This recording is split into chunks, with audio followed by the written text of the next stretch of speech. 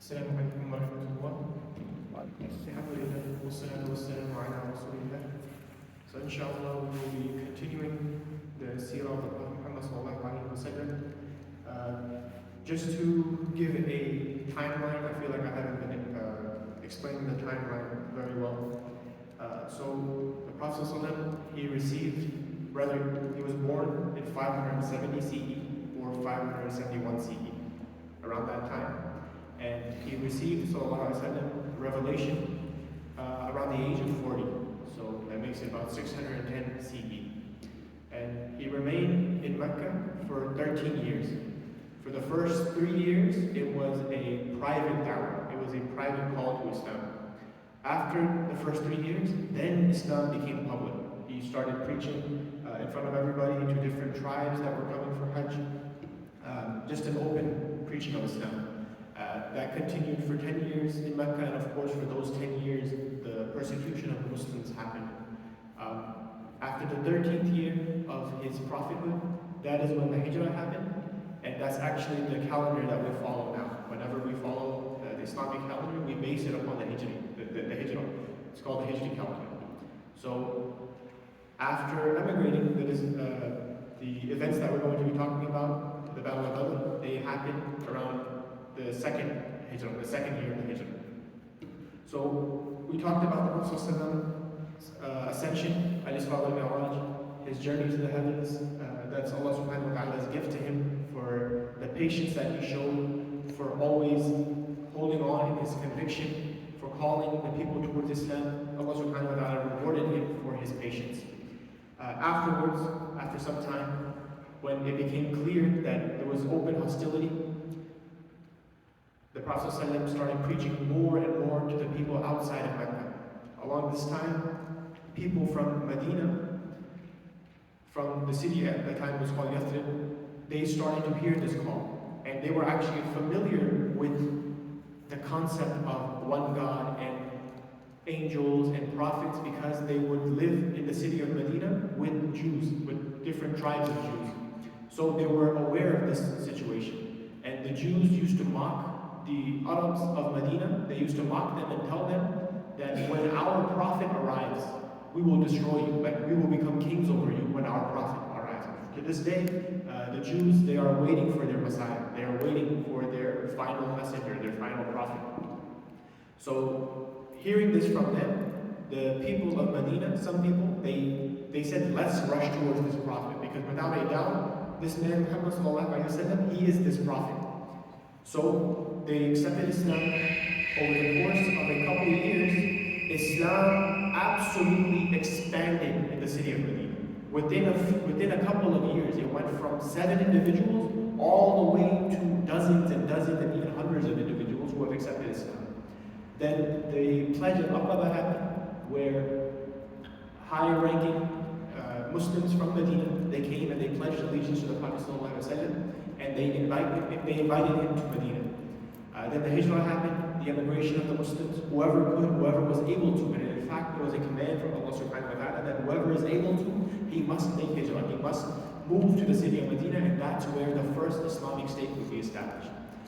We discussed some of the events that happened in the Prophet's journey.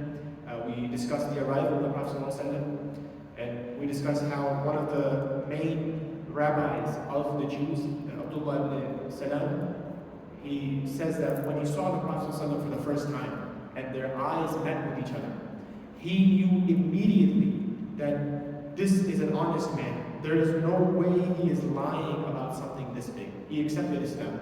But unfortunately, this was not the case for most of the Jews of Medina. They were upset, even though they saw some of the signs within him. In fact, all the signs within him, that he was the final messenger, he was the final prophet that they were waiting for. Because of their arrogance, because of their racism, because of their tribalism, they did not accept the Prophet Muhammad, because they thought the final messenger or prophet was going to come from their own line. He was going to come from Bani Israel. And since he came from the line of Ismail alayhi salam, they did not accept this out of their arrogance. And initially the Prophet met them with a lot of high hope that these people will accept him. Eventually they will see the truth and they will accept him. But eventually his hopes started to crumble. And rather than really mixing with them, the Prophet ﷺ started to command the Muslims to separate yourselves from them. Make sure you are different from the Jews. To the point that some of the Jews of Medina used to part their hair in a certain way. And the Prophet ﷺ commanded the Muslims, don't even part your hair the way they do. We talked about the treaties that still he made with the Jews, but of course they did not uphold these treaties. And we'll see as we discuss what happens. We'll see how they broke these treaties. So after an Islamic state has been established in Medina, this is the first ever Islamic government, first Islamic state, and of course the Prophet Muhammad ﷺ is the ruler of the state. Quraysh saw this as a huge threat. Medina is located north of Mecca, and north of Medina is Syria. All the trade, the main trade lines are north. Syria, the Roman Empire, and the Persian Empire. So that's where the trade comes from. Quraysh knew that this was a threat to their livelihood, that at any moment the Muslims could attack their caravans. And of course the Muslims did. The Prophet ﷺ, he ordered some of their caravans to be attacked, tried to seize the wealth of their caravans, and of course we have to understand the context behind this. They are in a state of war, and Quraysh had driven out the Muslims from their homes and seized their wealth. Almost all of the Muslims who migrated to Medina, they had to leave behind everything. So they basically unjustly took everything. This was a way of recompensating. This was a way of taking back some of that wealth, which Quraysh had unjustly taken away. And of course, this is where the permission to fight comes. The permission to fight comes in this place. Allah subhanahu wa ta'ala says, permission to fight is given to those believers against those disbelievers who are fighting them. And because they, meaning the believers, have been wrong. And surely Allah is able to give the believers victory. So, in a general sense, the permission to fight has now been given. After 13 years of persecution, finally the Muslims can now take up swords, they can take up arms, they can fight, and they can defend themselves against those who are oppressing them. So we talked about some of the expeditions against these caravans. Some of them were successful, some of them were unsuccessful. Now this went on, and of course Quraysh themselves were attacking the outskirts of Medina. So not Medina itself, but on the outskirts they would send their own raiding parties. So these minor skirmishes were happening, and now a very big lead-up is about to happen. The Prophet ﷺ, he gets news that a very big caravan, a caravan led by Abu Sufyan, is coming back from Syria. And this was the main lifeline of Quraysh. This was how they would make most of their wealth in the year. The Prophet ﷺ hears about this, and immediately he calls for volunteers. And he says, who will come with me and take this caravan? We can take what's rightfully ours. They drove us out from our houses, and we can take this. Many of the Ansar and many of the Muhajirin, mostly Ansar, they volunteer, and the amount reaches about 300 something men. And they set out with the intention of attacking this Quraysh caravan, taking the wealth of this caravan. They did not expect a huge battle. They were not expecting a huge battle, and in fact this was the month of Ramadan, so they were in a state of fasting. They thought this was going to be easy. We're just going to go, take the caravan, and come back. The Muslims set out, and they come to a place called Badr, and that's where they were expecting the caravan to come. So the caravan was supposed to come from this area. They were going to stay here. When they saw news that this caravan is coming close, they were going to hit it, ambush it, and take the wealth. Abu Sufyan, because of what happened previously in the minor skirmishes, he was on high alert. He was on high alert, and he said, there is no chance I can allow this caravan to be taken. He hears reports from his scouts. He himself had sent scouts to look at the surrounding area of Medina, look at what's happening. And the scout came back and reported that there's hundreds of men ready to take this caravan. In his panic, he does not want this caravan to be lost. He sends a messenger to Mecca to warn them and tell them, raise up an army. There's an army of Muslims ready to attack the caravan and take your entire year's worth of wealth. So raise an army so we can come and fight them. At the same time, the aunt of the Prophet Muhammad ﷺ, who was not a Muslim yet, she was in Mecca, she had a dream. She had a dream, and in that dream, a caller is coming. And he says to the people of Quraysh, "Come out, you people, come out, you traitors, and come meet your death." And he goes on top of a hilltop, and he hurls a giant rock. And this rock splits into pieces and damages every house of Quraysh. She takes this as a sign that something's about to happen, some bad warning is about to happen. And she tells her family members, and Abu Jahl starts to mock her. That, oh, you have a male prophet in Muhammad, and now you have a female prophet from Banu Hashim. So he starts to mock them. Exactly 3 days later, that messenger arrives, completely exaggerating himself. He was beating himself, and he opened up his shirt and everything just to show the severity of the situation. And he says to the people of Quraysh, if you do not come now, all of your wealth will be lost.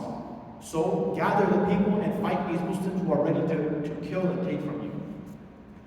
Abu Jahl sees this as an opportunity, and obviously he was humiliated. The Quraysh was humiliated. They were out to kill the Prophet Muhammad ﷺ during the Hijrah, but they failed, and they were humiliated. And he saw this as a chance to possibly, in his mind, trying to kill the Prophet ﷺ and destroy the Muslims. And he said, I'm not going to lose this opportunity. He sets out and tells all the leaders of Quraysh, raise as many men as you can. And they raise up to 1,000 to 1,300 men, ready to attack the Muslims. This army starts marching forward, starts marching north. And they come near the place of Badr, and some of the people of Quraysh, some of the enemies of Islam, they said, we don't want to fight. Because here's the thing, there's a very important dynamic to this battle that we have to understand. On the side of the Muslims and on the side of Quraysh, there are brothers, there are cousins, there are fathers and sons, there are blood relations on both sides. And if they fought, it would mean a brother killing a brother. It would mean a son killing a father killing a son. Because not all families accepted Islam together. It broke apart families. For the truth, of course, the truth matters more than kinship. So in this state, some of the men who had come, about 300 of the Quraysh men, they left, and only 1,000 men were remaining. And Abu Jahl, in his evil, he kept on urging and threatening the other people of Quraysh that, are you cowards? Are you going to leave? They humiliated us. We have to fight them. We have to fight them. We have to fight them. And in fact, in a way of mocking the Muslims, right outside Badr, they camped up and they said, we're going to celebrate for 3 days. We're going to mock them. We're going to show them our power. We're going to show them our might, and we're going to make them run away. Now the Prophet ﷺ realizes that a huge army is about to come. Some scouts report this, and at the same time, the caravan of Abu Sufyan, it flees. So it sees where the Muslim army is, and it manages to escape the Muslim army. And he sends word to Abu Jahl, telling him that you can back off now. You don't have to fight.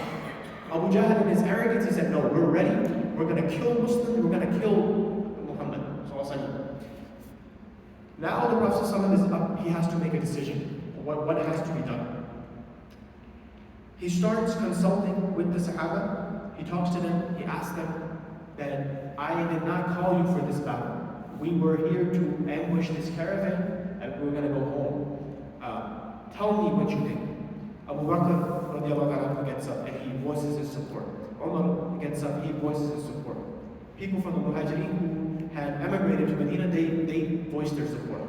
But the Prophet ﷺ wanted to hear from the Ansar, because they were the helpers. They were the ones who had hosted the Muslims. They invited the Muslims. And they had agreed to defend the Muslims.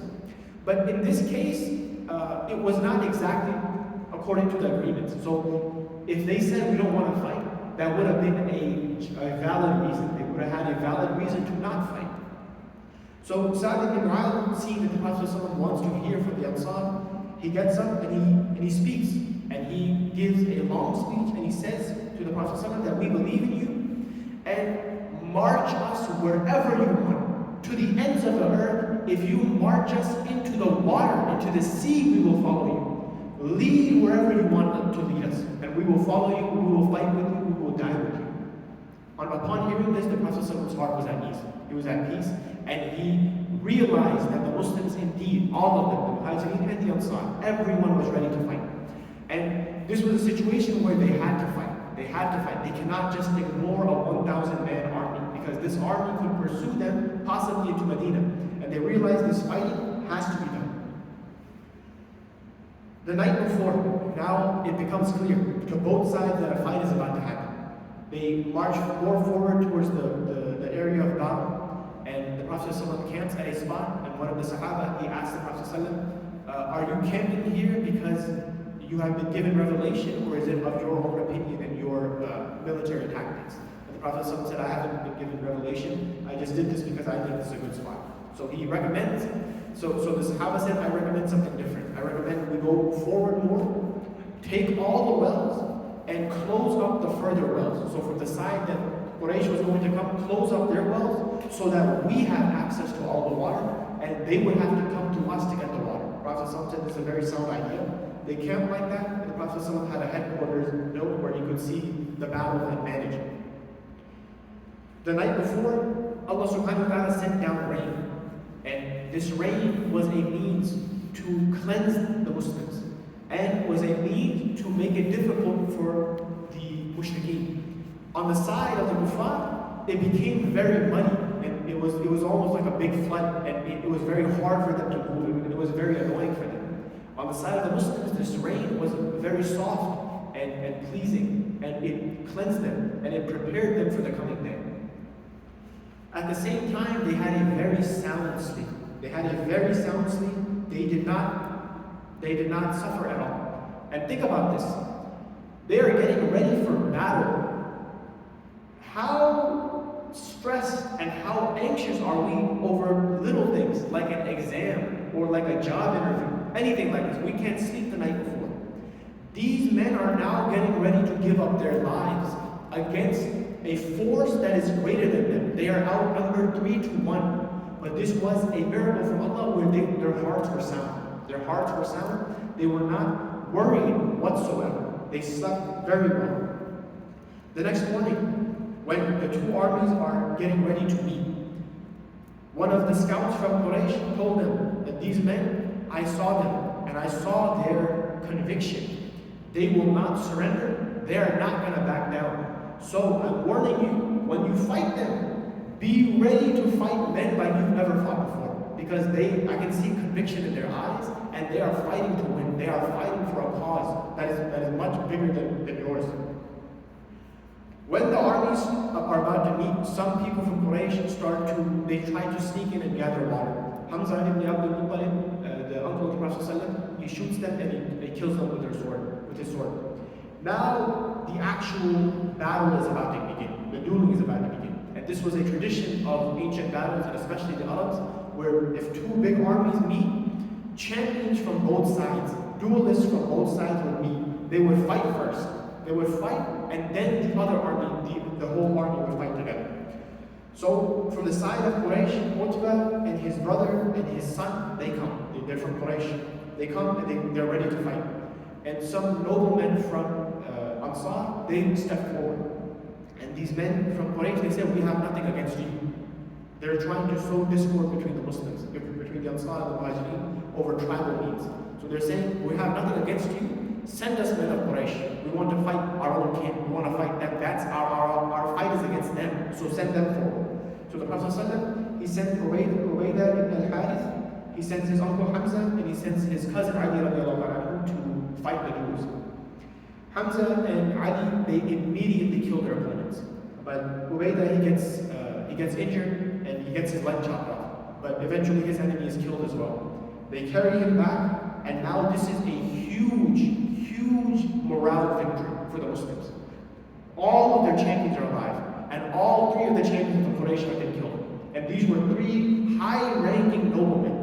Seeing this, some of the Quraysh men say, we want to quit, we want to stop fighting. But Abu Jahl, again, he urges them, hey, are you cowards? Are you going to do this? And he starts threatening them that if you leave, I'm going to do this to you, I'm going to do this to you. So the morale of Quraysh is already breaking. Already, even though they have the greater equipment, they have greater numbers, they have the money, still they have no morale. They have nothing to fight for. They're fighting for their tribalism, and that is nothing to fight for. Meanwhile, on the side of the Muslims, they are fighting for the truth. They are fighting for the sake of Allah. And the Prophet ﷺ makes a dua to Allah subhanahu wa ta'ala. He says, Ya Allah, grant us victory, because if we are destroyed today, there will be no believers on earth to worship. He asked Allah subhanahu wa ta'ala, he pleaded to him so much to the point that his shirt started to fall off of his shoulders as he's pleading to Allah subhanahu wa ta'ala.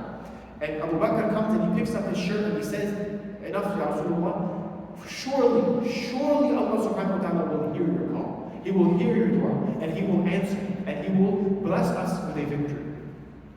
Now, the main body of the battle starts to happen. So both sides start to clash, bodies going back and forth, and in the midst of the battle, the Prophet ﷺ, he sees a vision, and he sees from the sky thousands of angels descending down. And he announces this to the Muslims, that Allah subhanahu wa ta'ala has answered our dua, and thousands of angels are coming down. In fact, within the battlefield, some of the Sahaba said we could hear the sounds of whips and swords, and we could look around and we couldn't see where these sounds are coming from. It was the angels chopping off the heads of the enemies and protecting the Muslims wherever they could.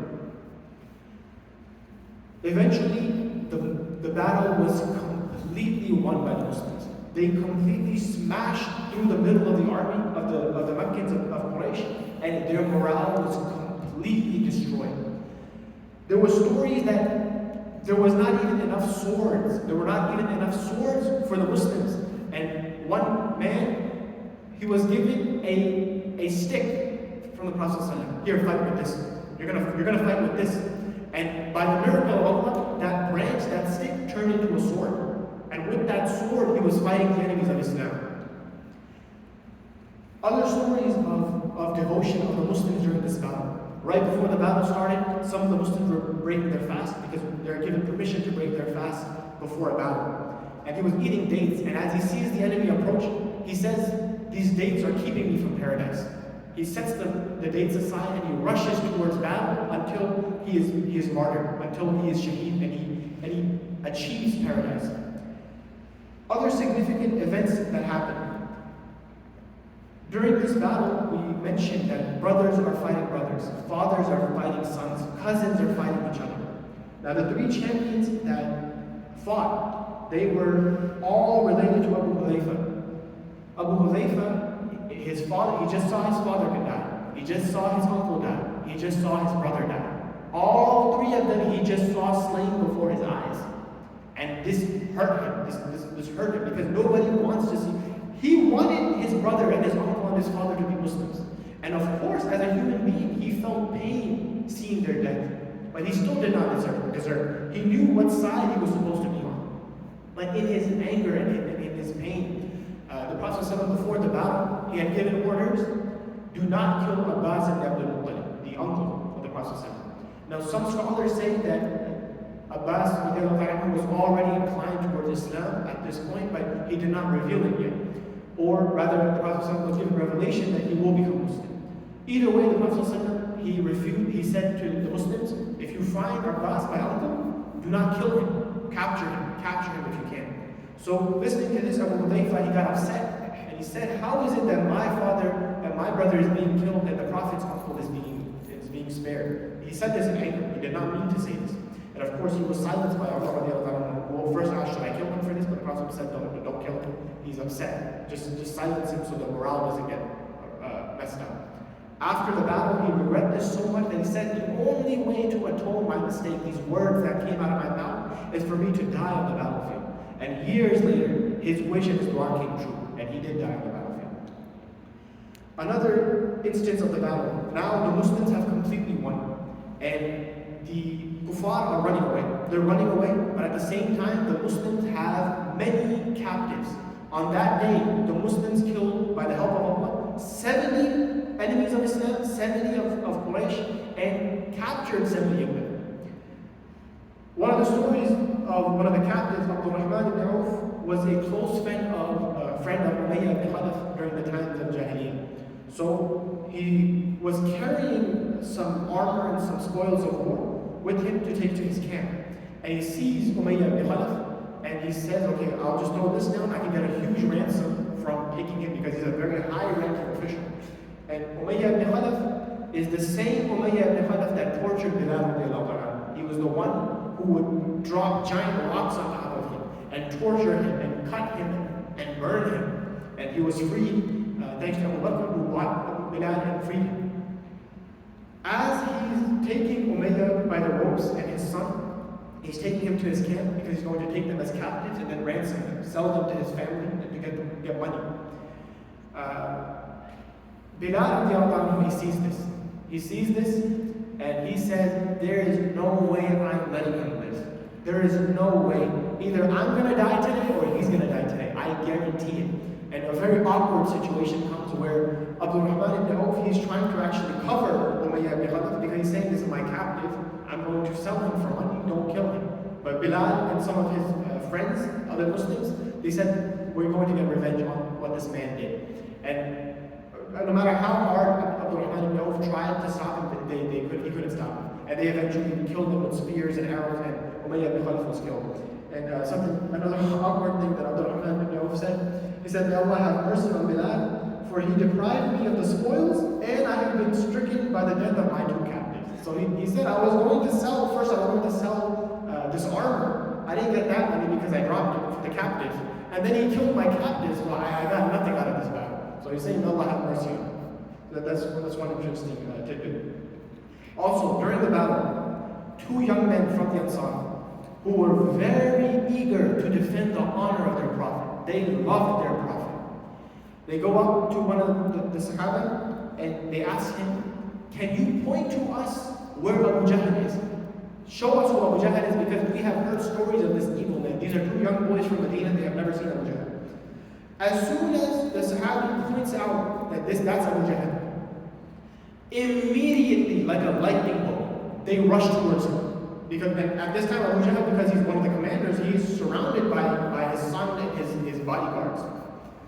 Both of them rush towards Abu Jahl and strike at the same time, cutting off his leg, hitting his shoulder, and at the same time, the son of Abu Jahl, he hit one of the young men in the shoulder. He hit him to the point where the shoulder was hanging by a thread of skin. And this is going to make some people cringe with pain. This was the bravery. And how old were these young men? Maybe 16, maybe 17 years old. In the battle, as he's fighting, he realizes that his arm that's only attached by a thread of skin is bothering him. He puts the arm under his foot and rips it off and continues fighting. This was the valor and the bravery that the Muslims showed. A young man, 16, 17 years old. They come rushing back to the Prophet ﷺ and they tell him that I have killed Abu Jahl. And no, he says, no, I have killed Abu Jahl. The Prophet said, do you both have blood on your swords? And they say, yes, we have blood on our swords. Then subhanAllah, both of you have killed him. And the spoils of Abu Jahl will go to you. One of the Sahaba, just to ensure that Abu Jahl is dead. In fact, it was Abdullah ibn Masud. And Abdullah ibn Masud was one of the ones who was completely humiliated by Abu Jahl many, many times. Abdullah ibn Masud was the first one to recite the Quran in front of everybody. And after reciting the Quran in front of the Kaaba, he was beaten by Abu Jahl and his minions. He goes and finds Abu Jahl dying, taking his last breaths. And he puts his foot on Abu Jahl's neck. And he says, do you not see the result now? This is the result that was promised to you. And look at the arrogance of Abu Jahl. He says to Abdullah ibn Masud, he mocks him in an evil way, in his dying breath. And he says, you are putting your foot at a very high station. You are putting your foot on something that's very high. So take your dirty foot off this high station. Hearing this, he's disgusted by his arrogance. He chops his head off and he takes it to the Prophet ﷺ. And look, he's dead. It's over. And he says, by Allah, this was the Fir'aun of my nation. This was the main enemy of my nation. And before the battle, the Prophet ﷺ, this is reported in Sahih Muslim, he named out the leaders of Quraysh that would die on that day. And he pointed out to the areas on the battlefield. He said, Abu Jahl will die here. He will die here. So-and-so will die here. So-and-so will die here. And by Allah, subhanAllah, exactly as the Prophet ﷺ predicted, every one of those men died at the exact spot that he said. Every single one of them. Now, the battle is completely won. The Muslims, they take whatever dead bodies of Quraysh there are, they find an empty well, and they throw their bodies into this empty well, and they bury them. And the Prophet ﷺ, Allah subhanahu wa ta'ala causes a miracle to happen. And the Prophet ﷺ speaks to the dead in that well. And he says to them, have you gotten the promise of your Lord? How is the promise of your Lord? I used to warn you of this, and now taste the promise of your Lord.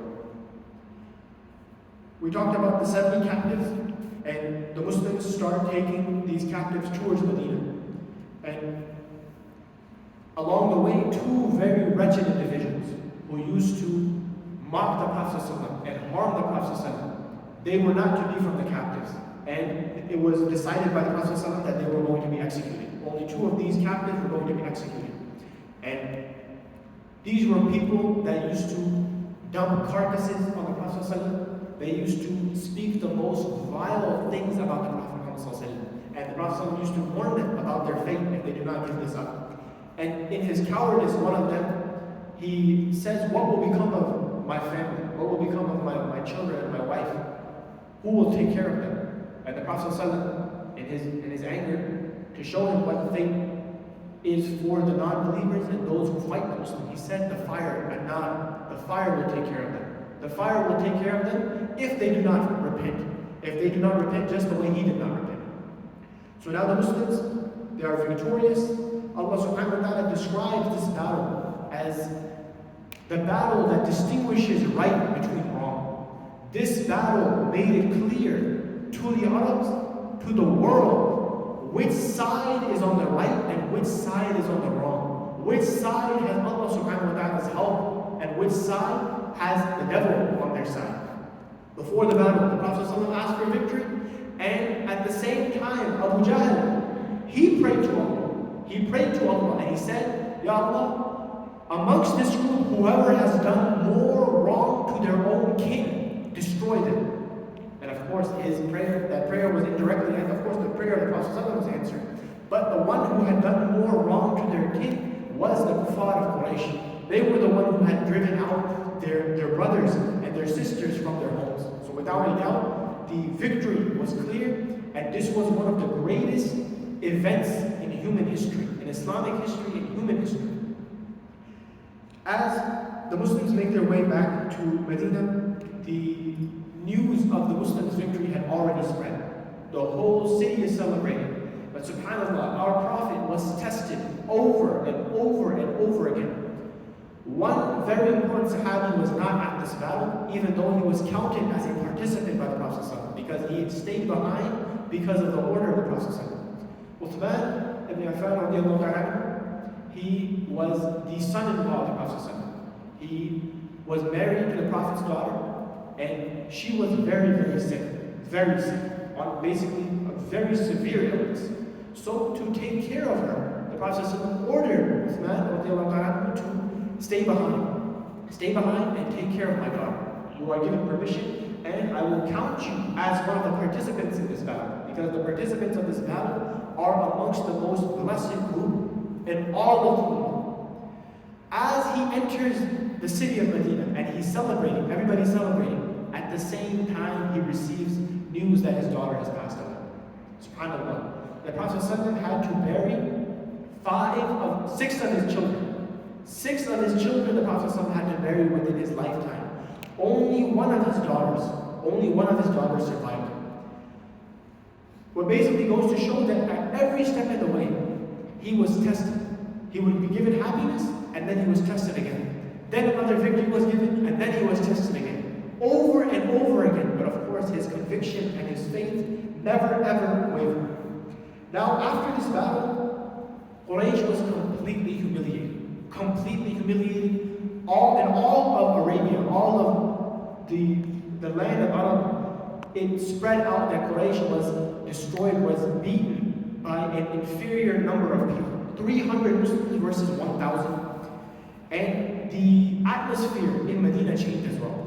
Many people completely came towards Islam. Before, there were many polytheists, many mushriks who were still remaining in the city of Medina, idol worshippers. After this victory, they started joining Islam in hordes. But amongst them, some of them were not sincere. And this is where we get an increase of hypocrites as well. seeing the success of Islam and trying to share in the success, the worldly success. They faked Iman. They used to tell the people that we are Muslims, but in their heart they used to hide kufr. And Abdullah ibn Ubay was the main one amongst them who was from this group. And at every turn they would try to undermine the Muslims. They would try to undermine the Muslims at every turn. At the same time, the Jews, rather than being happy for the Muslims, they started to mock the Muslims. They said this is not, the Prophet told them that look at this victory. Allah subhanahu wa ta'ala gave us this victory. So why don't you see the truth? Why don't you accept this religion? Why don't you accept me as your messenger? And they mocked the messenger, they mocked Muslims that you just played with child's play. These men of Quraysh, they don't even know how to fight. You call this a battle, you call this a victory. Slowly, as the celebrations continued, life went back to normal in terms of governance, but at the same time, the Jews of Banu Qaynuqa, they started to make more and more incursions upon the treaty. Behind the Prophet's back, they started negotiating with Quraysh, talking about removing him from power, because now it was clear to them they will never get power from the Prophet ﷺ ever again. They will never be able to rule the city of Medina. So they start plotting. And at the same time, they start harassing the Muslims. They start harassing them, harassing women, men, children, everybody. Tensions went up to one point where a very big incident happens.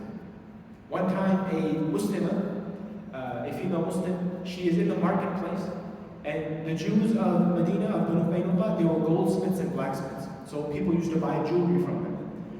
One of the jewelers, he was negotiating with the Muslimah, and out of his evil intention, he wanted to humiliate her.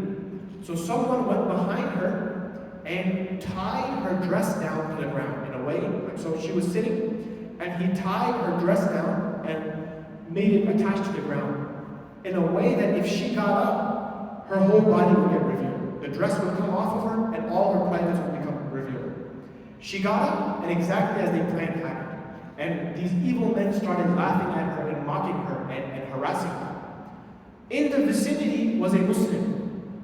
And this is the honor and the ghayra of a Muslim.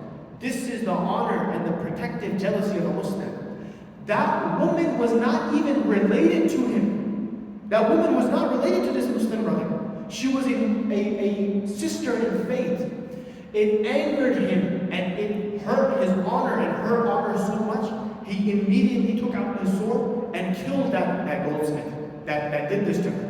That he could not withstand, he could not stand to see one of his sisters in faith be humiliated in a way like this.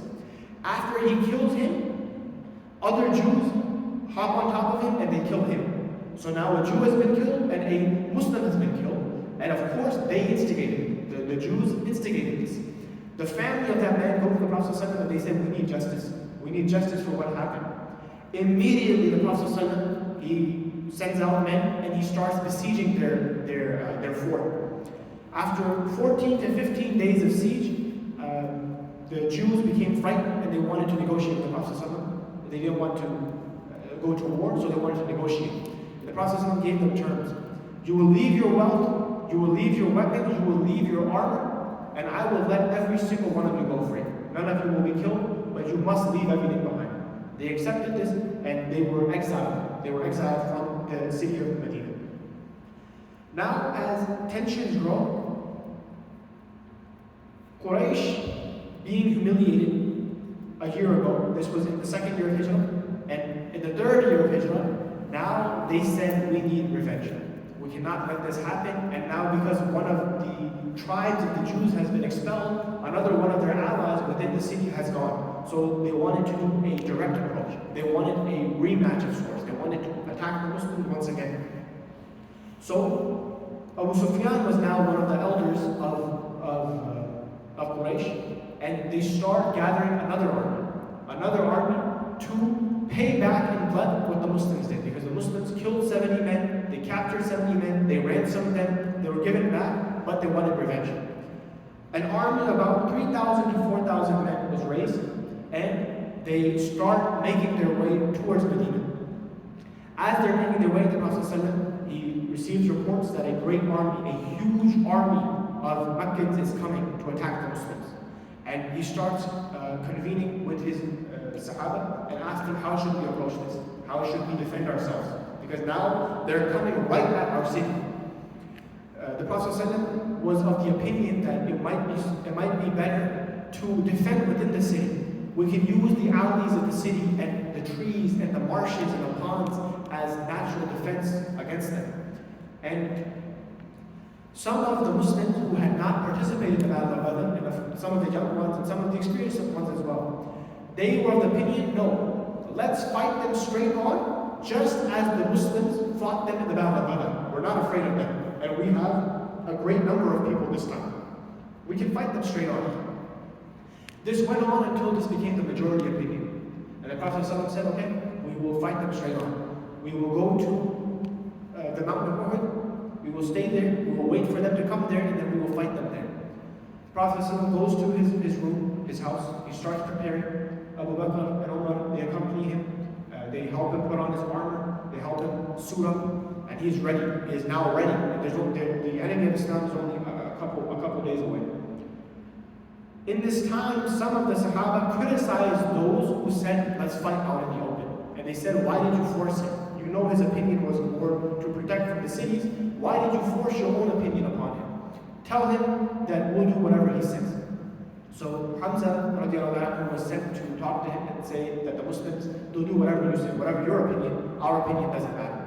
So the Prophet ﷺ had already had the armor on at this point, and he said, it is not befitting of a prophet that once the armor has been put on, once a decision to fight has been made, that he goes back on that decision.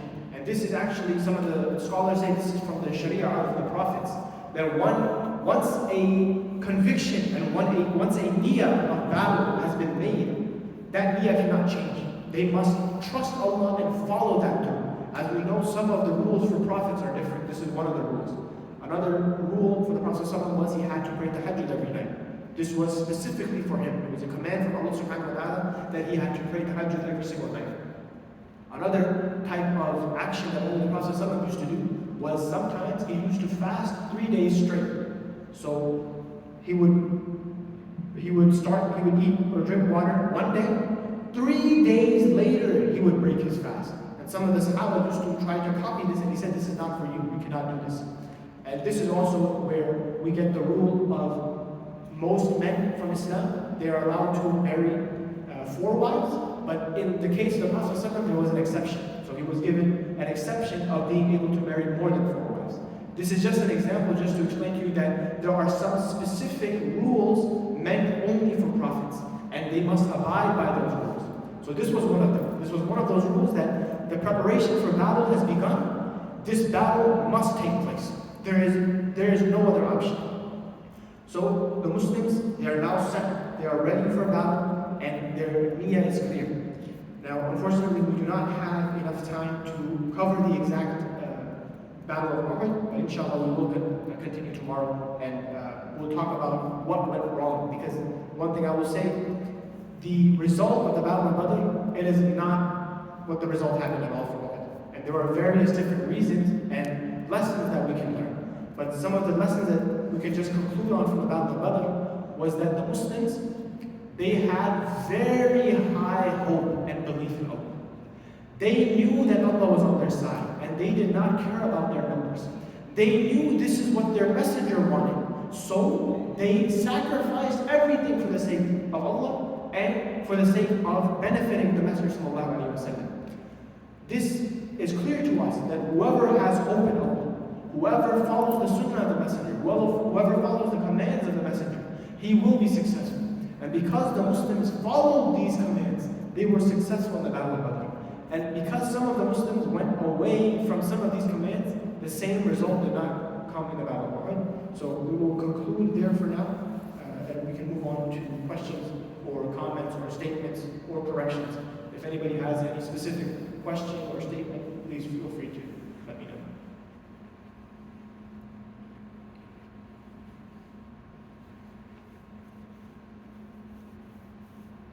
What was the name of the aunt that you mentioned? I'm not sure. It stuck in my mind. I'm The aunt who had the dream, correct? Yes. One of his aunts was Safiya, but she was one of the early Muslims. So she was in Medina already. Another aunt, I forgot her name, she was the one who received the vision, but at the same time, that same aunt, she later became Muslim as well. She became Muslim.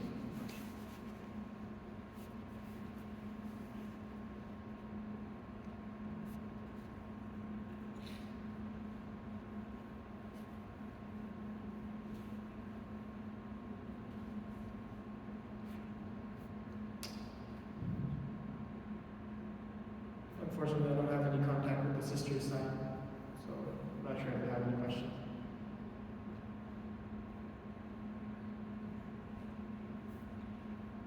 I guess no questions. So we will inshallah end it today, and we will continue tomorrow, and we'll talk about the events. سبحانك ربي رب العزة عما يصفون وسلام على المرسلين والحمد لله رب العالمين والعصر إن الإنسان لفي خسر إلا الذين آمنوا وعملوا الصالحات وتواصوا بالحق وتواصوا بالصبر. جزاكم الله خيرا.